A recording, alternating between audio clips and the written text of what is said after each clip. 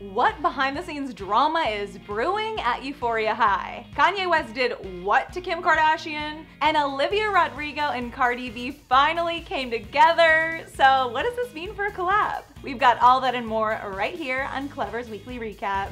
Secret love triangles, shocking hookups, Oklahoma, drugs, and a serious lack of dress code violations. I mean, so far this season of Euphoria has been a real doozy, and the drama isn't just happening on screen. We've officially passed the halfway point for Euphoria Season 2, and with only a couple episodes left to go, our girl Zendaya high-key spilled a major hint about the finale. When talking about Rue's fate after a seriously rocky season, Z told The Cut, "Episode 8 is where we'll get that sense of redemption, that you aren't the worst thing you've ever done in your life. I think Rue deserves it." Period.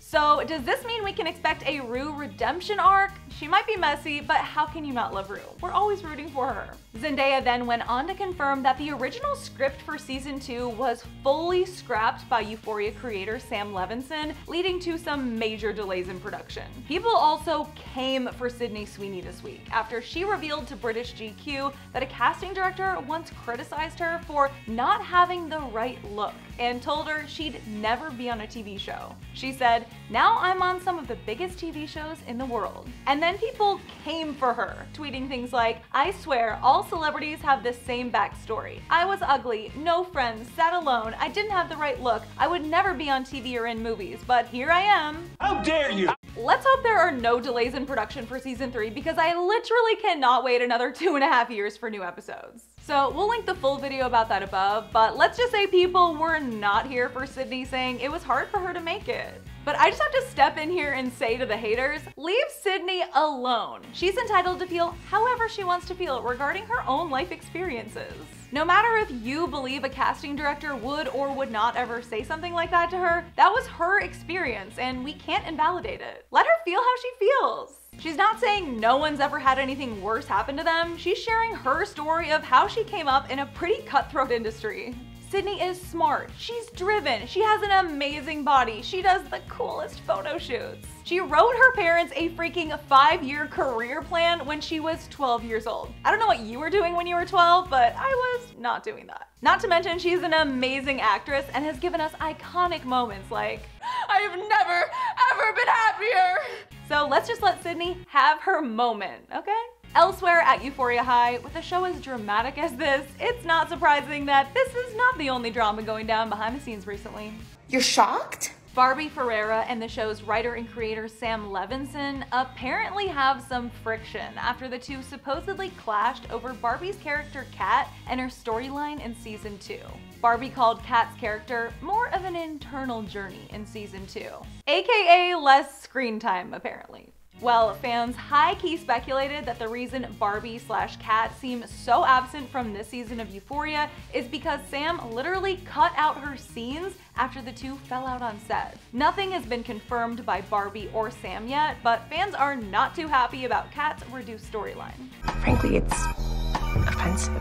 We covered this latest bit of Euphoria recently, and let's just say fans came through with their opinions.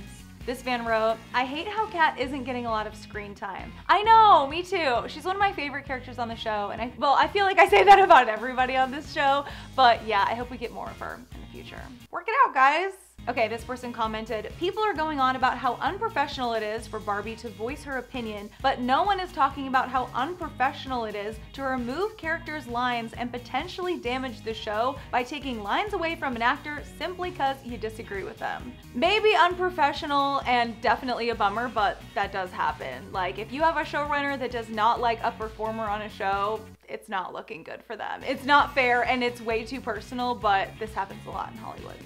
So some of you fully supported Barbie, but others felt like it's not really up to her where her character's storyline goes. This user wrote, "I don't think actors are meant to choose their characters, they're simply there to bring the writer's story to life." I will say, I am surprised that Sam Levinson gives the actors as much creative input as he does. I think we heard that story about how Sydney was called by him when she was at a baseball game and he asked her what she would think about Cassie and Nate getting together. Like, you don't hear that often unless the actor is an executive producer on the show as well. So maybe on Euphoria, the lines are a little more blurred. While Sam and Barbie might not be fully vibing with each other, in less serious, more wholesome Euphoria news, Dominic Fike and Hunter Schafer made things IG official after they were snapped smooching. Can we just take a second to appreciate Dominic and Hunter's sweet romance amid all this rumored behind-the-scenes drama? I love it. I don't know why, I never would have thought of putting these two together, but they seem so just like happy and genuine and smitten, and it makes total sense. It kind of makes me wonder what other Euphoria couples could happen in real life. What do you think? Let us know. And to wrap up this whole Euphoria roundup within the general roundup, I do hope we get more Kat in season 3 and hope we get a season 4 and 5 and 6. And for the season 2 finale, Zendaya said they wouldn't end it on a low note. So I really do have that hope that she's talking about. We're all rooting for Rue. We want the best for her. Let's see that happen. And you know what? I hope Cassie gets a surprising wind of confidence at the end. I would love to see that for her. Happy times. Let's end it on a high note. Buckle up, guys. Because as I'm sure you've all seen, Kanye West posted, deleted, apologized, said he'd stop, then continued posting across Instagram. Basically aggressively campaigning to get Kim back and take Pete Davidson down. Yo, man, somebody trying to kill you. Kanye showed up at Kim's with a truck full of flowers on Valentine's Day. What in the hell? And we're pretty sure she wasn't even in LA to receive her gift, considering she was spotted enjoying a romantic dinner with her man, Pete Davidson, in New York City over the weekend. Not to mention, after all these shenanigans, she probably wants nothing to do with the guy beyond a co-parenting relationship. Ye literally put Pete on blast and threatened him after Pete tried to reach out and have an actual productive conversation. And while Kanye initially apologized to Kim for putting all their drama in the public eye and begged for her to take him back, he then went on to delete that post. And it turned out to be a pretty ill-fated Valentine's Day weekend for Ye, who also broke things off with his totally real, definitely not just a rebound from Kim, girlfriend, Julia Fox. Sure, Jan. Weirdly enough, Kanye also seemed to be directing a lot of his energy at bashing on other celebs. He came for Taylor Swift when he posted this super weird mocked up version of the Captain America Civil War poster. Who made this, by the way? Did you just pull this from like Reddit, Kanye? It's kind of bizarre. Ye even had to hold up a sign saying he wasn't hacked. But it didn't end there. Kanye then dragged in Ariana Grande and the late Mac Miller into it when he shared this old rumor that Pete allegedly sent intimate photos of him and Ari to her ex Mac.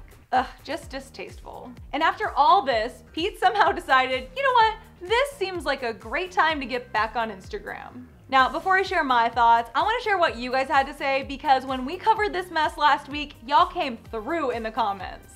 So one user wrote, Kanye needs to chill and let his ex-wife live her life. The only reason he now wants her is because she moved on with Pete and he can't stand it. He considers his ex-wife his property and he doesn't expect her to date anyone. Nailed it! This reminds me of high school, except it's a 40-something-year-old billionaire. Like, how is this happening? I just want it to end.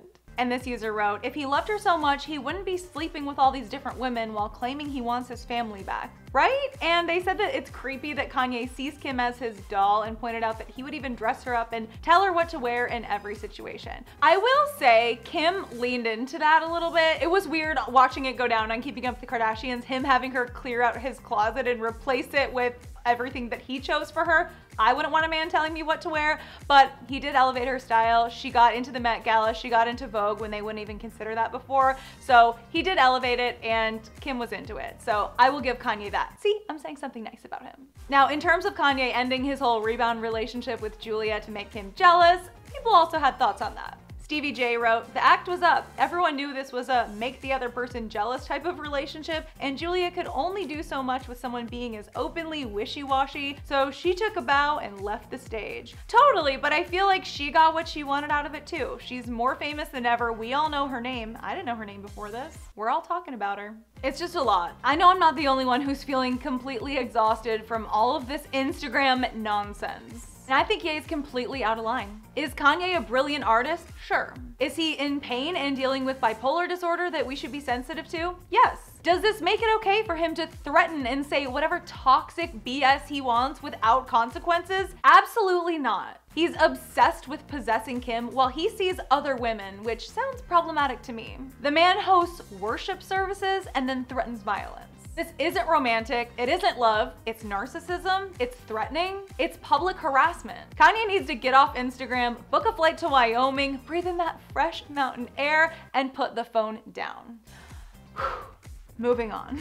All right, you guys, we need a little palate cleanser because this week wasn't all drama. There's some happy news in there too. The internet went wild when Cardi B posted a video fangirling over meeting Olivia Rodrigo in real life. Yup, after the two first connected on social media a little over a year ago, they finally met up, and honestly guys, it was everything we wanted. Cardi showed on her Instagram story that she and Olivia had finally met in person at Super Bowl 56 after that iconic Twitter interaction over driver's license and McDonald's took place last year. Yeah, she's so adorable. And while they may not have ever gotten Happy Meals, you can tell that these two superstars were elated to finally meet in person.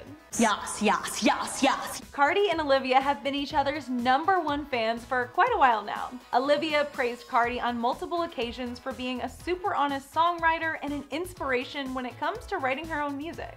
Some of the stuff that she says is just so honest and almost like shockingly honest. So yeah, it was pretty amazing to see these two finally meet up during one of the biggest events of the year. And let's not forget, there is a huge rumor going around that Liv is about to drop a bop with another major artist. Could this possibly be Cardi? I don't know what it is, but seeing two of your favorite celebrities come together is like the most magical thing. Like, you would be excited to see each of them and then they get to be with each other and you get to watch it all go down. It's awesome. And I feel like we're getting closer than ever to a Cardi-Olivia collab. We all want it to happen. Maybe they talked about it. What else did they talk about? I'd be dying to see more of what went down at the Super Bowl. And fingers crossed we get Cardi on the Sour Deluxe album or on that single that Olivia's gonna be probably dropping soon.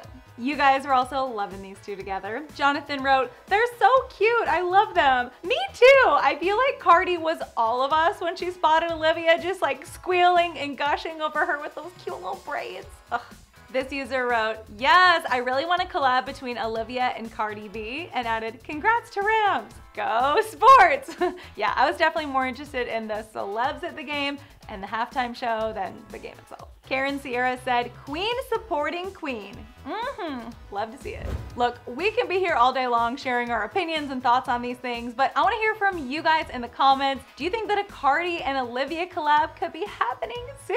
And what do you think it would sound like? Let us know all your thoughts on this ever-evolving latest batch of Kimye drama. And what do you think is gonna go down in the season 2 finale of Euphoria? I'm your girl, Carly Henderson. I'm just gonna be counting down the days until the Olivia Rodrigo documentary drops, and I'll see you guys soon.